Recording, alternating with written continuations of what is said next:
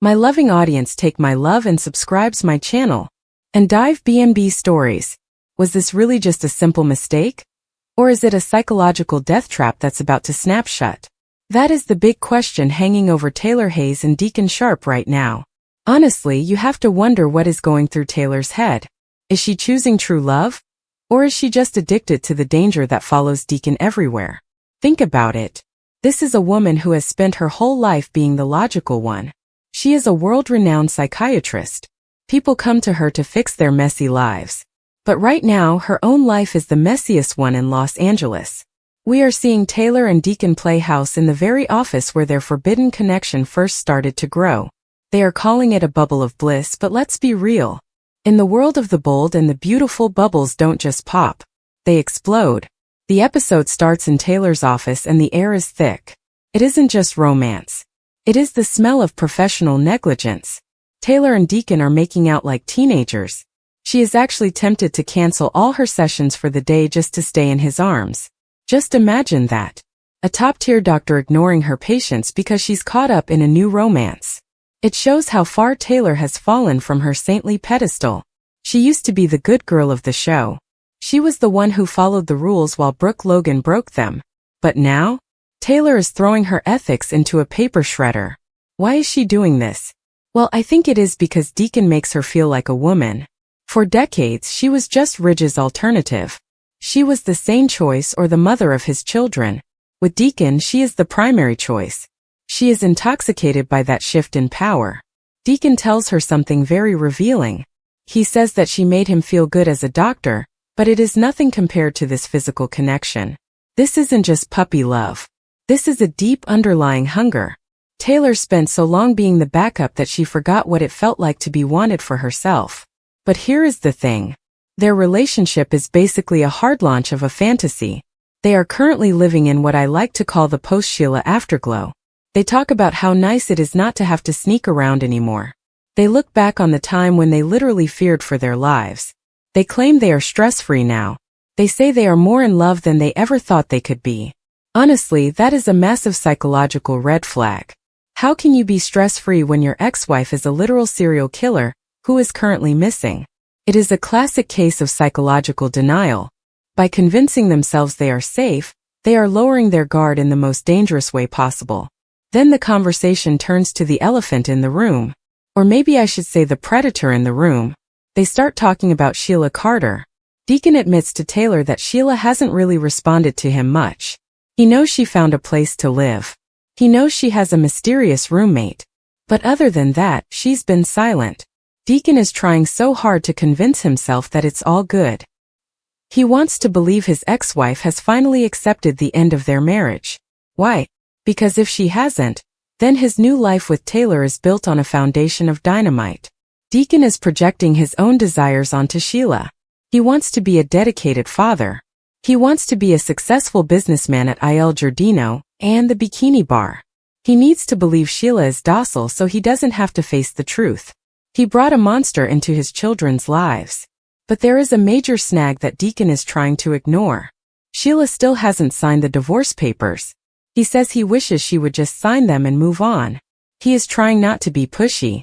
He wants to give her space to grieve and recover. But let's be serious for a second. If Deacon was as smart as he thinks he is, he'd realize that an unsigned document in Sheila's hands isn't a delay. It is a leash. She is keeping that legal connection alive on purpose. In her mind, they are still a unit. She still loves him. And we all know that Sheila's love is basically a hostage situation. Taylor seems to be on edge even though she says she is stress-free. You can see the psychiatrist's mask slip whenever Sheila's name comes up. She is thankful that Sheila stepped away. But she also knows Deacon couldn't have turned his feelings for her off if he tried. It is a boost for Taylor's ego. She won the man from the most dangerous woman in town. But winning a prize in a Sheila Carter game usually comes with a heavy price. Let's talk about this roommate situation for a minute. This is the biggest red flag that Deacon is choosing to overlook. He says Sheila is busy with this new person. He thinks she is moving on. But who would willingly live with Sheila Carter? The theories are absolutely wild. My first thought is Remy Price. It would make perfect sense. Sheila is all alone and so is Remy. They are both villains. They both want their men back. Sheila wants Deacon and Remy wants Deek. Can you imagine them living together and plotting? They are both schemers. They are both ruthless. If they are in cahoots, they could be doing each other's dirty work. That would be a game changer in the worst way possible. But what if the roommate is someone even more shocking? What if it is Luna Nozawa? Fans have been convinced that she isn't really dead.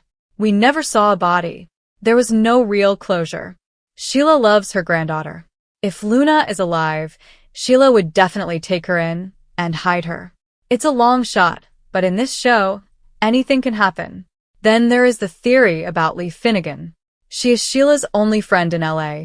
Lee knows what it feels like to be cheated on. She has no respect for Taylor or Deacon. They could sit around talking trash all day. But if Lee is the roommate, that is a huge deal. It means little Hayes might be spending time with Sheila without Steffi knowing. If that comes out, Finn and Steffi are going to explode. There are even crazier ideas. Could it be Jack Finnegan? Could they have rekindled their old flame? That would be a massive violation of the girl code since Sheila and Lee are supposed to be friends. Or maybe it's a blast from the past. Diana Carter? She's Ridge's younger sister. If she popped up as an adult, it would be huge. Maybe it's James Warwick or Mike Guthrie. Mike was always smitten with Sheila. He even helped her break out of jail. No matter who it is, the fact that Sheila isn't alone makes her 10 times more dangerous. Sheila is never more powerful than when she has an audience or a partner in crime. Back in the office, the romance is still going strong. But the Teacon bubble is about to burst in the most terrifying way. The door to Taylor's office creaks open. They don't just look up. They leap off the couch. They are yowling in pure terror. Why? Because Sheila Carter is standing right there. Their reaction tells you everything you need to know. If they were really stress-free, they wouldn't scream when a door opens. This is a startle response. It is triggered by deep-seated trauma. They have been suppressing their fear for weeks. The second they see her, the bubble doesn't just pop.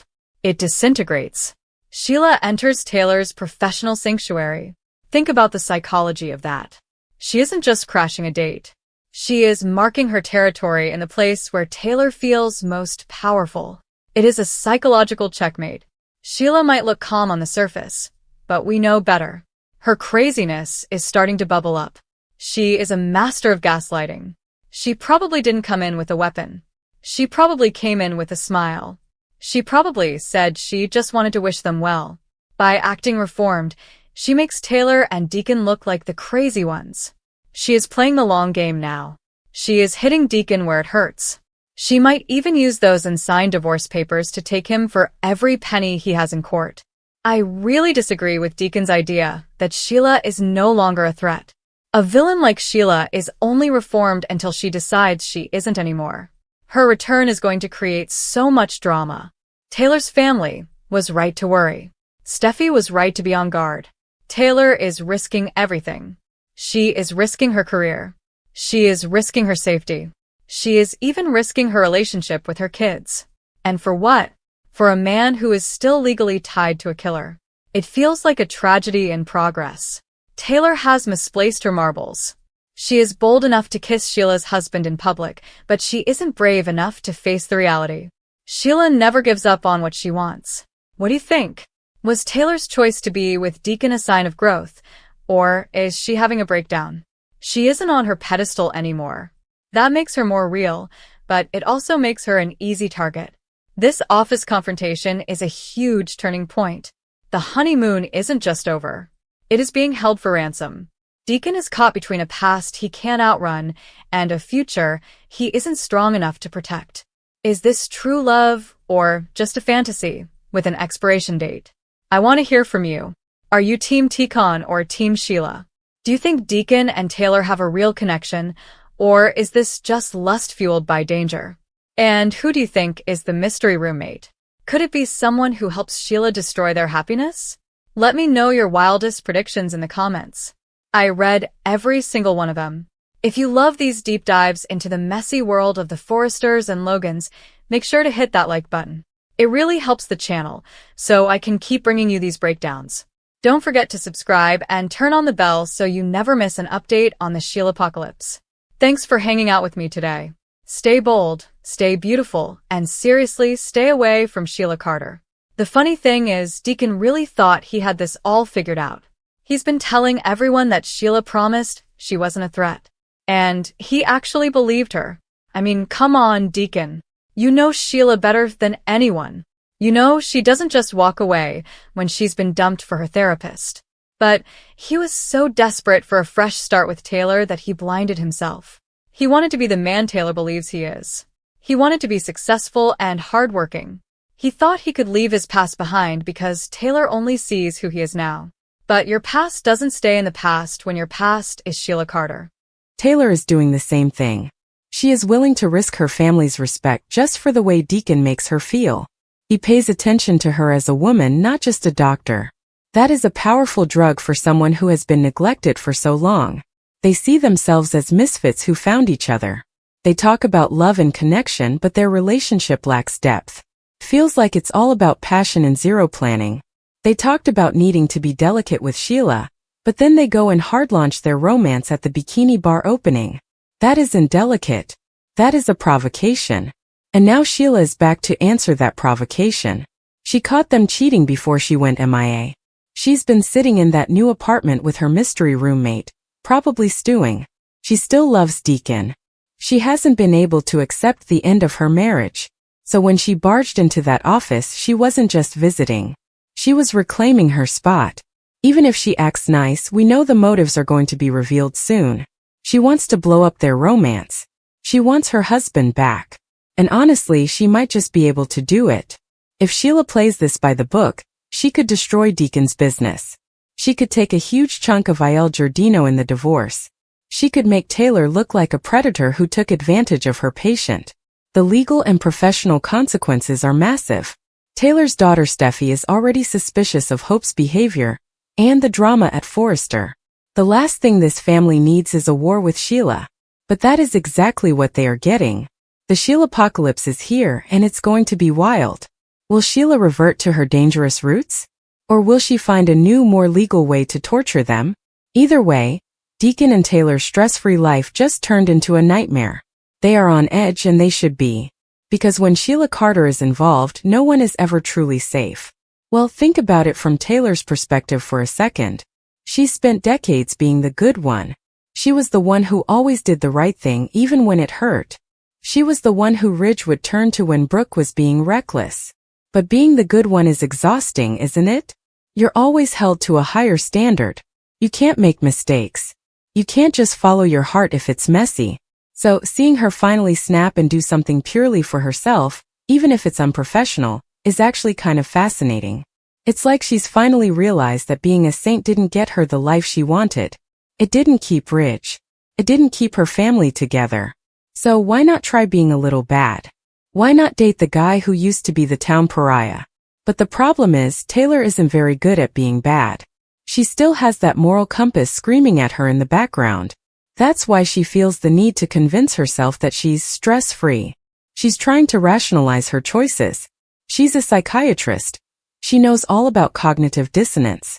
She's trying to bridge the gap between her identity as a respected doctor and her actions as a woman who's making out in her office with a man who's still married to a criminal.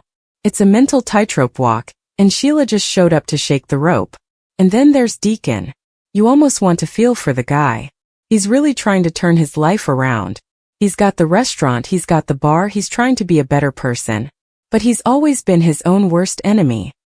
He has this habit of falling for women who are, let's just say, complicated. First Brooke, then Sheila, now Taylor. He seems to be attracted to women who represent something he thinks he lacks. Brooke was the dream he could never quite reach. Sheila was the darkness that accepted him for who he was. And Taylor? Taylor is his redemption. If a woman like Taylor Hayes can love him, then he must be a good man, right? That's what he's telling himself. He's using her as a mirror to see a better version of himself. But the mirror is starting to crack. The irony of the situation is just so thick. They're in an office, a place of healing and logic, acting completely on impulse and emotion. And then the door opens. That creak of the door is like the sound of reality crashing in. It's the sound of the world they tried to shut out coming back to claim them. And their reaction, the yowling, is so raw. It's not a dignified response. It's a primal one. It's the sound of two people who know deep down that they've made a terrible mistake. They know they aren't ready for what's coming. And let's talk about Sheila for a second. Can we just appreciate the sheer audacity of this woman? She's been MIA for months. She's been heartbroken because she caught her husband cheating. Most people would go to therapy or get a hobby.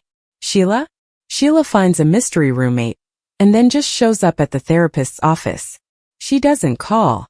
She doesn't text. She just barges in. It's a power move. She's saying, you can hide in your office, you can hide in your romance, but I will always find you. She's the ultimate disruptor. The funny thing is, the sources say she might actually appear calm. That is the scariest version of Sheila Carter. The reforming Sheila is much more dangerous than the gun-toting Sheila, because you can't see the attack coming. She uses her vulnerability as a weapon. She makes you feel guilty for being afraid of her. She'll probably say something like, I just wanted to see if you were happy, Deacon.